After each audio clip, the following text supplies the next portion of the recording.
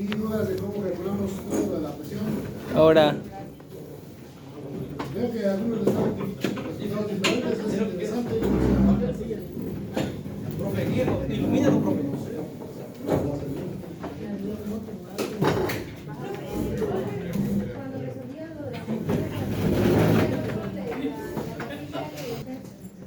Lo que sigue.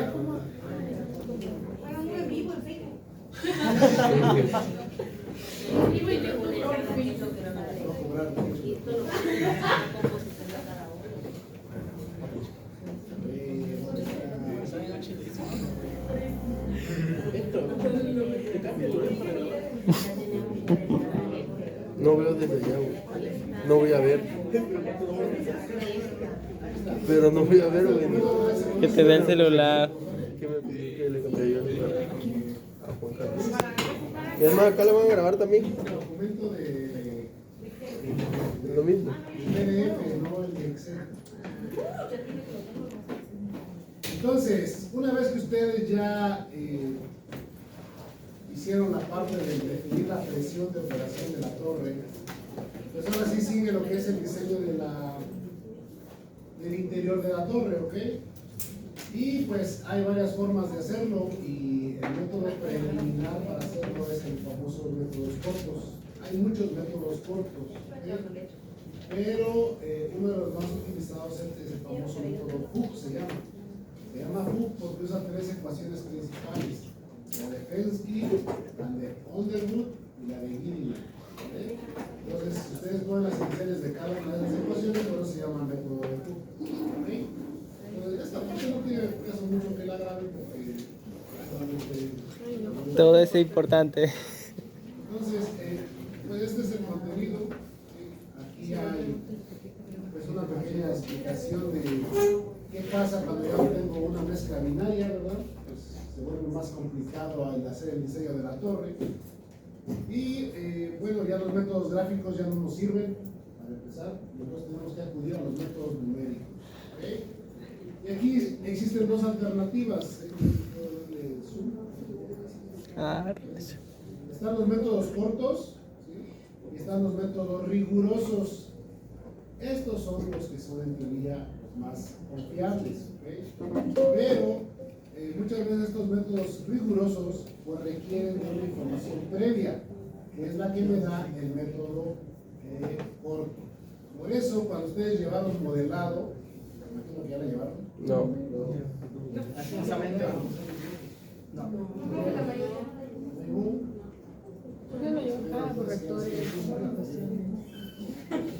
Hay dos torres de destilación, como se llama, dejaron Aspen. Está la DSTW y la RAFTA.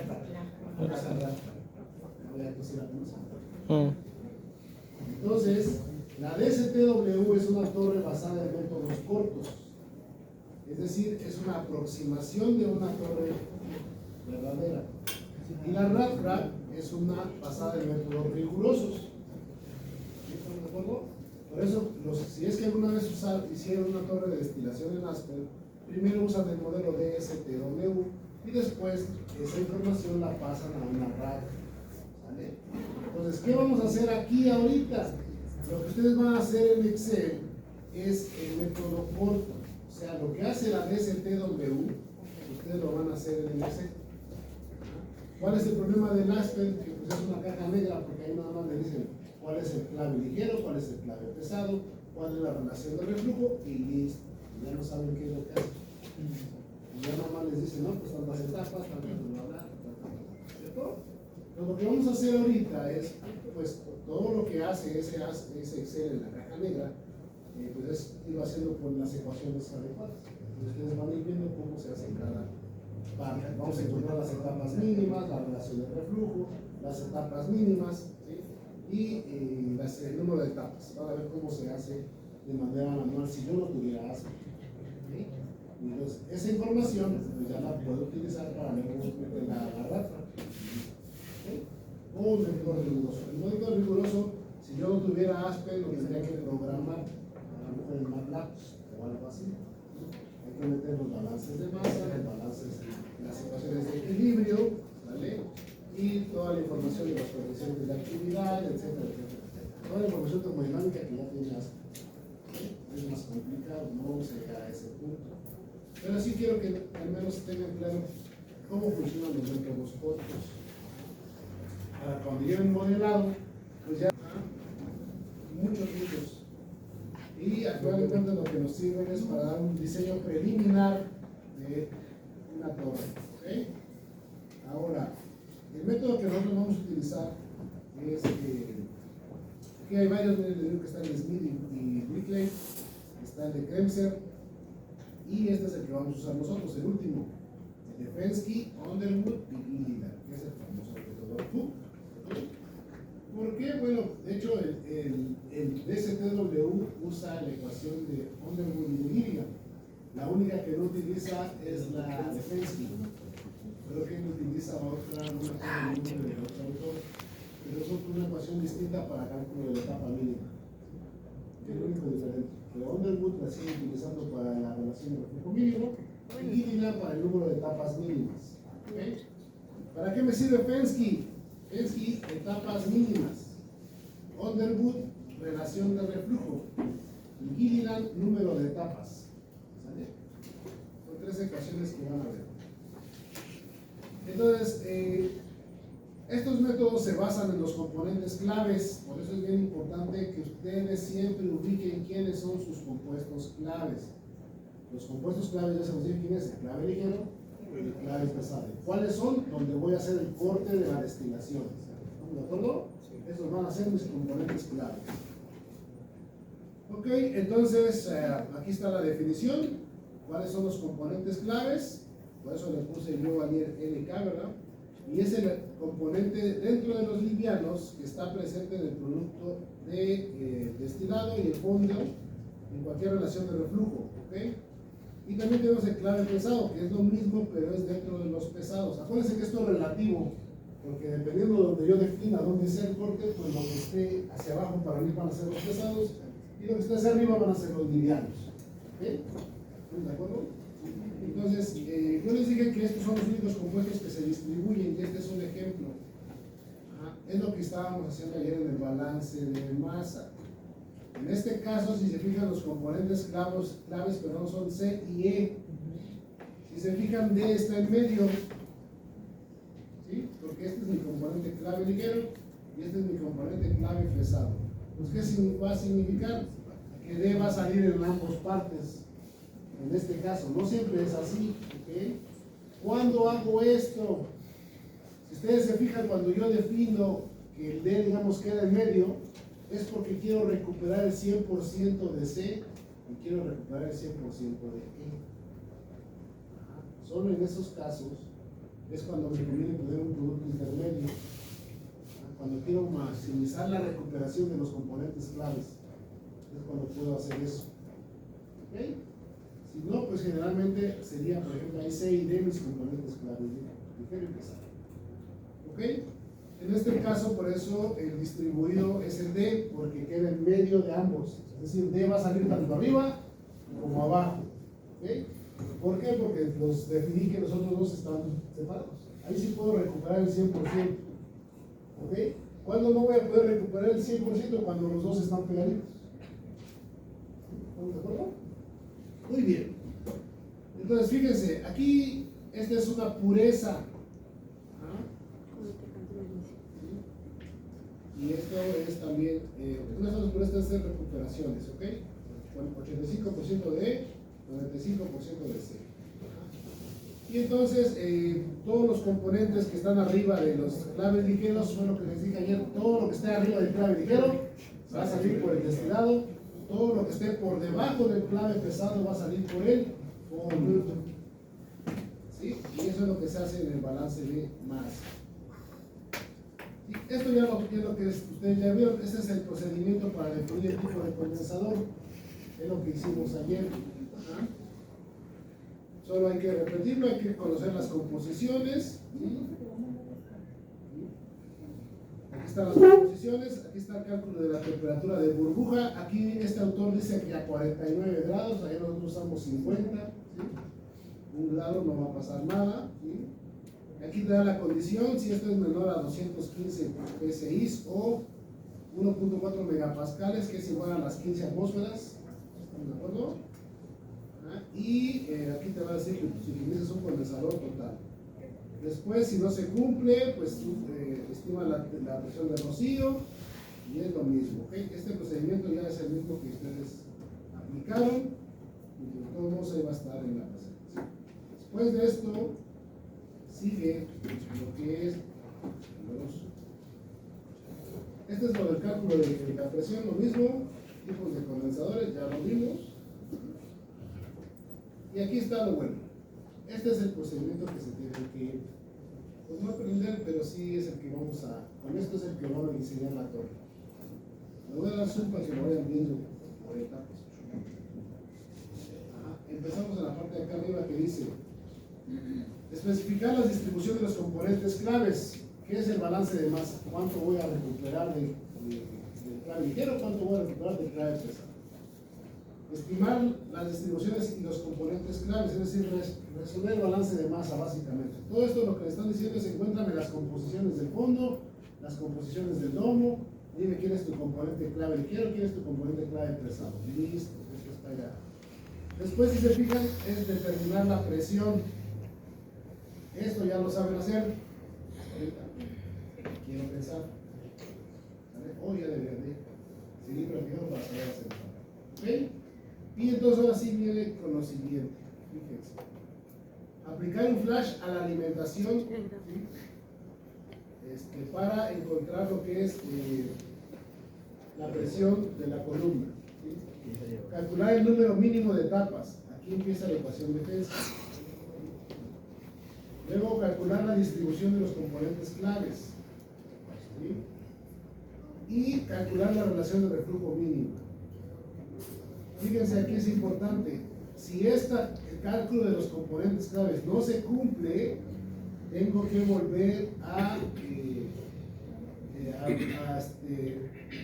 calcular la distribución de los componentes. Es decir, lo que yo les dije que todos los arriba del clave ligero salían por el domo y todos los de abajo del clave pesado salían por el fondo, es un supuesto. ¿Okay? Esta parte que está aquí me va a decir si ese supuesto es válido o no. ¿Okay? Porque me va, digamos, a resolver el balance de masa utilizando las ecuaciones. Si se aproxima a lo que yo supuse, estamos bien. Si no, tengo que volver a reasignar el balance de masa, básicamente. ¿Okay? Una vez que se cumple eso, entonces ahora sí calculamos la relación de reflujo mínimo y después aplicamos el número de etapas y listo. ¿Hasta dónde vamos a ver hoy? Pues si me pongo con que ver hasta la ecuación, ¿no? Ya no nos queda la ecuación de Lewis. ¿Ok? Entonces, ¿cuál es la ecuación de Fensky? Ahí les voy a presentar la ecuación de Fensky. Esa es la ecuación de Fensky. Aquí lo que tienen que entender qué significa cada una de las variables que están ahí.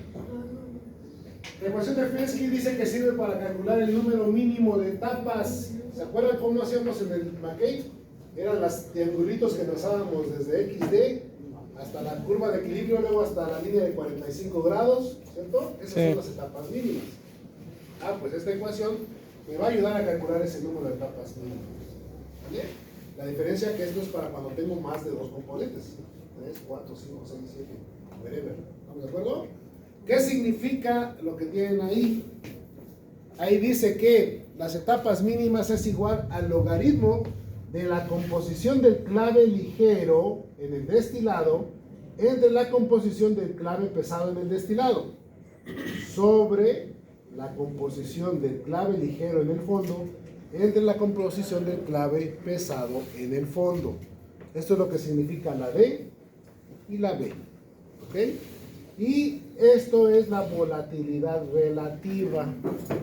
¿De qué compuestos? Del componente clave ligero y el componente clave pesado.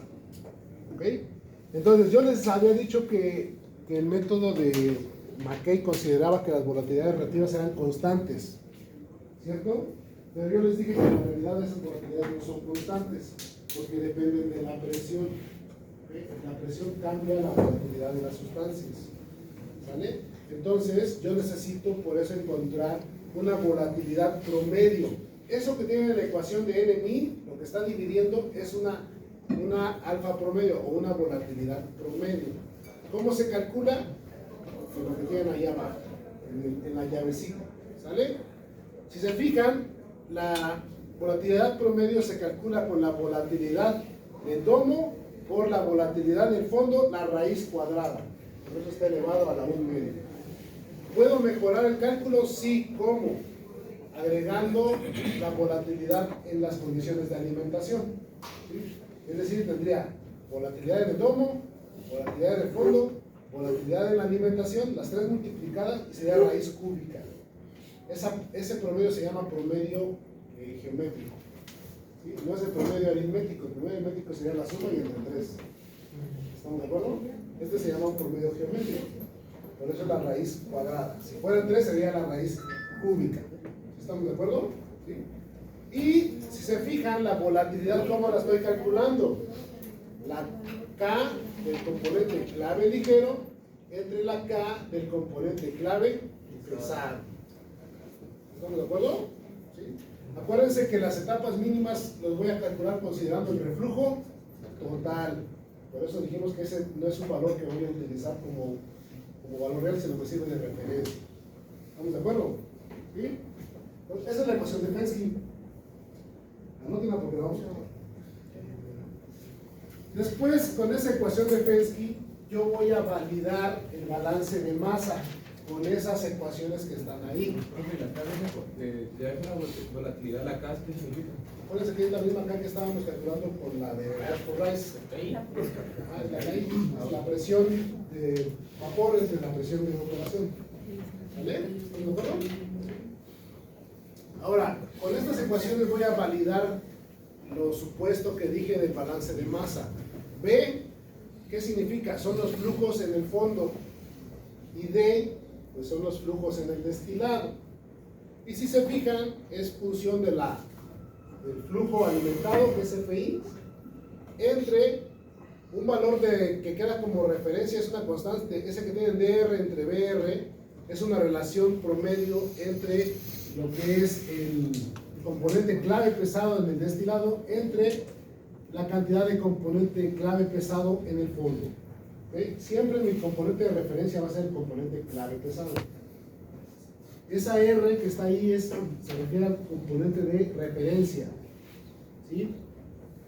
Y nuestro componente de referencia va a ser el componente clave pesado. ¿Okay? Siempre. ¿Estamos de acuerdo? Y todas esas ecuaciones están medias feas y si se fijan están en función de las NMI. Por eso primero tengo que calcular las NMI para luego validar mi balance. ¿Estamos de acuerdo? ¿Sí? Entonces hasta ahí van 3 ecuaciones, ¿verdad? La de Fensky y esas 2. ¿Sí? Y vamos a pasar el documento. ¿Sí? Luego sigue el cálculo del reflujo mínimo.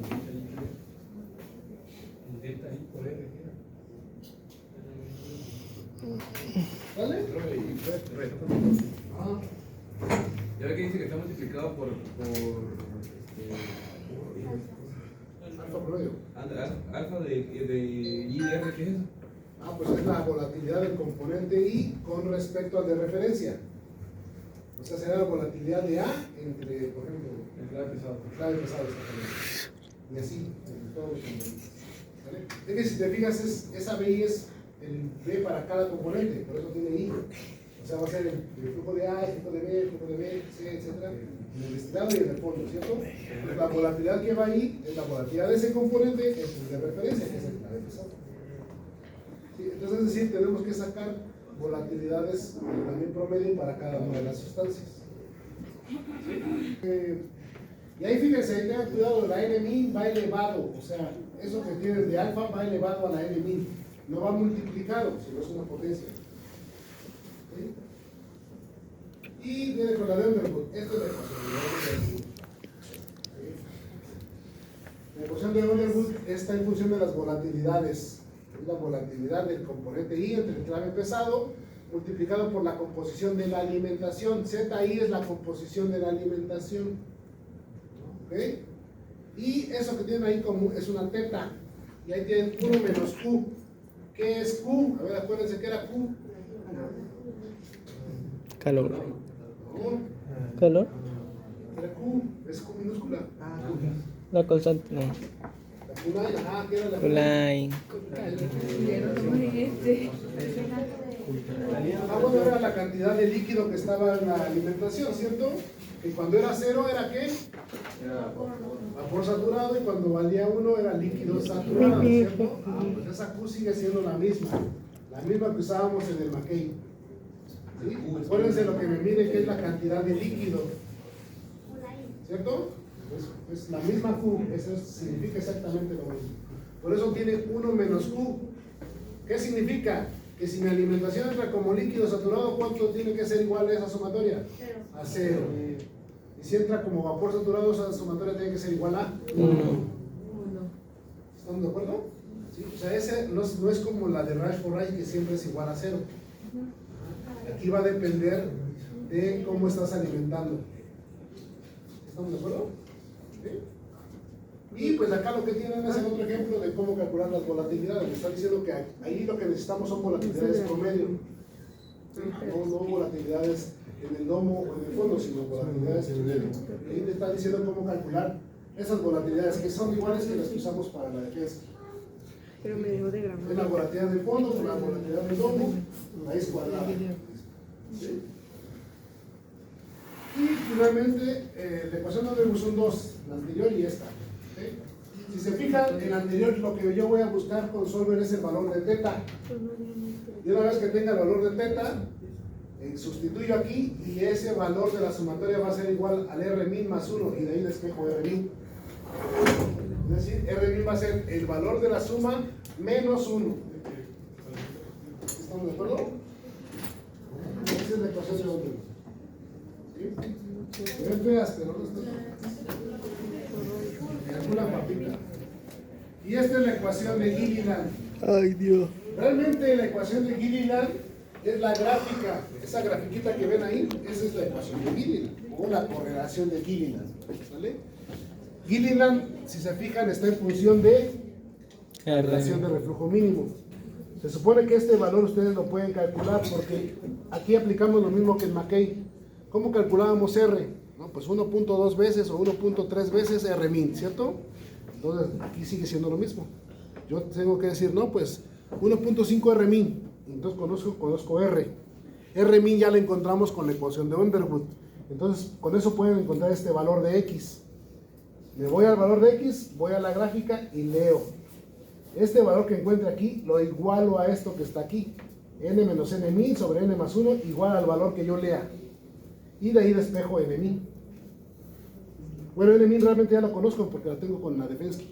De aquí despejamos a la N. Y entonces ya tengo el número de etapas. ¿Estamos de acuerdo? Y entonces, si no queremos utilizar la gráfica, porque a lo mejor aquí ya estoy medio ciego de por sí, y para mí a lo mejor para algunos podría aquí ser punto 3 y para otros podría ser punto 28, y para otros podría ser punto 27 y para otros podría ser punto 27.5. ¿Estamos de acuerdo? Es como más difícil leerlo. Se utiliza esta ecuación. Esta ecuación se llama la ecuación de Molokhanov. Molokhanov básicamente es un ajuste de esta curva. Entonces, para que no uses la gráfica, utilizamos la ecuación de Molokhanov. ¿Estamos de acuerdo? Es decir, Molokhanov es equivalente a Gilliland. La diferencia es que aquí ya me va a dar como resultado un numerito. Y no voy a tener que ir a la gráfica y leerlo a mis ojos. Lo puedes comprobar con la gráfica. Calculas la X, te vas aquí y te tiene que dar un valor muy parecido al que tú estás teniendo acá. ¿Sí estamos de acuerdo? Es decir, si se fijan, esto 1 menos la exponencial de bla bla bla es igual a, esto es lo mismo que tienes acá, N menos N min sobre N más 1, ¿cierto? Entonces, la diferencia es que aquí es numérico y aquí es leído de la gráfica. ¿Sí? Pero las dos te sirven para lo mismo. Yo uso esta porque para mí es más fácil ya dejarla programada en el Excel y una vez metiéndole el valor de X me va a dar el valor y listo.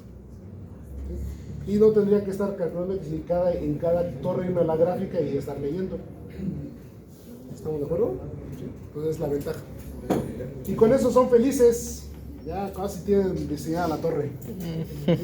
Casi. Y para encontrar la etapa de alimentación se utiliza la ecuación de Kilbride. No soy. ¿Sí? Si ustedes se fijan ahí tienen NR entre NA. ¿Qué creen que significa? La etapa mínima de domo.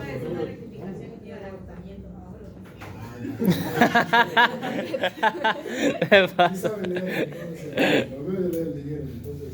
Exacto, NR pues son las etapas en la zona de rectificación y la NA son las etapas en la zona de agotamiento. ¿Sí? Entonces, ¿qué le está diciendo?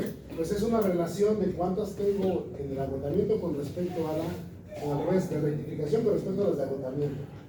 Y ahí lo que sustituyo es la composición del clave pesado en la alimentación entre la composición del clave ligero en la alimentación multiplicado por las composiciones del clave ligero en el fondo entre la composición del clave pesado en el destilado elevado al cuadrado por los flujos del fondo entre el destilado y le elevas a esa potencia. Y a lo mejor, por ejemplo, esa relación te da 1. ¿Qué significa que te dé ese numerito 1? Que la cantidad de etapas de rectificación y de agotamiento son las mismas. Y entonces, como ya encontramos a la N, fíjense que N les da 15, significa que tienes 7.5 de rectificación y 7.5 de agotamiento. ¿Estamos de acuerdo? Si esa proporción cambia, por ejemplo, si le va menor a 1, ¿qué significa? Que hay más de agotamiento que de rectificación. Y si te da mayor a 1, pues lo contrario, que hay más de rectificación que de agotamiento. ¿Estamos de acuerdo? O sea, no siempre va a ser 1. Puede ser más grande que 1 o más pequeño que 1. Yo se los he dicho. Ya nosotros ya no decidiríamos dónde aportar, sino que No, una cosa es por dónde vas a hacer el corte y otra es dónde vas a alimentar. Aquí lo que te está diciendo es a qué altura de la torre vas a alimentar. No dónde vas a hacer el corte de la destilación. El corte de la destilación tú lo decides. ¿Sí? Pero aquí lo que estás encontrando es a qué altura de la torre voy a poner mi etapa de alimentación. ¿Estamos de acuerdo? ¿Sí? O sea, aquí te está diciendo, por ejemplo, si fuera mayor a 1, significa que NR es más grande, ¿están de acuerdo? O significaría que la alimentación quedaría más abajo de la mitad de la torre, en la zona de agotamiento.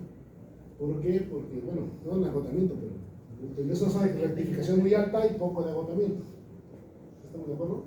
Y si te da al revés, significa que tienes mucho agotamiento y poca rectificación. Entonces, a lo mejor tu alimentación te va a quedar así en el domo. No en el domo, pero cercana al domo.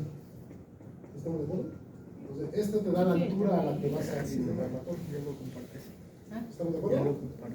Para eso sirve esa ecuación. Y con eso, pues ya así son medianamente felices. Lo que les falta resolver el balance de energía y luego optimizarla. Pero eso continuará en la siguiente. Lo que van a encontrar: presión de la columna, etapas mínimas, el balance de masa, el R mínimo, la R, el número de etapas y la etapa de alimentación. Y ya no me faltarían los servicios del condensador y del reboiler, que es con el balance de energía. Pero el balance de energía ustedes ya lo tienen porque es igualito al de Mackey. Yo se los estuve explicando cuando vimos el balance de energía de Mackey. Incluso les decía, ¿cuál es la única diferencia? Cuando ya no tengo 2, ahora voy a tener XA más XB más XC más XD. Pero son las mismas ecuaciones. Se me fue mal en la primera. Unas distintas. Espero que tengan buena memoria. Sale, entonces ya empezamos. Esa es la teoría.